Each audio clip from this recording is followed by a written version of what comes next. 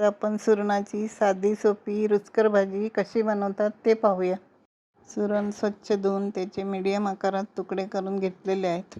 कुकरच्या भांड्यामध्ये 1 ग्लास पाणी घालून आपण 1 शिटी करून घेणार आहोत. आता 1 शिटी झालेली आहे. आता आपण सुरण कसा शिजला ते पाहूया. सुरण छान शिजलं आहे. आता भाजी बनवण्यासाठी कढईमध्ये 2 ते 3 चमचे तेल घेत आहोत. यामध्ये आता 1 चमचा जिरे, 1 चमचा मोहरी, कढीपत्ता, हिंग आणि 1 बारीक चिरलेला कांदा घालत आहे. छान परतून घेऊ. त्यामध्ये बारीक चिरलेला टोमॅटो आणि 1 चमचा हळद घालत आहोत.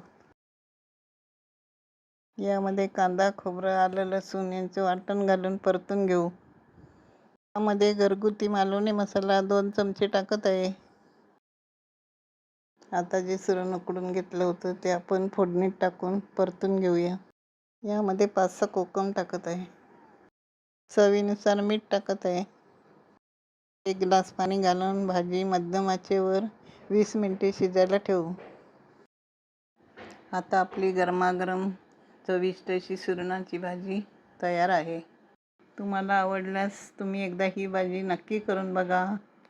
भाजीवर आता कोथिंबीर टाकत आहे, त्यामुळे भाजीला चांगली चव येते. तुम्हाला रेसिपी आवडली असेल लाईक करा आणि चॅनल सबस्क्राईब करा.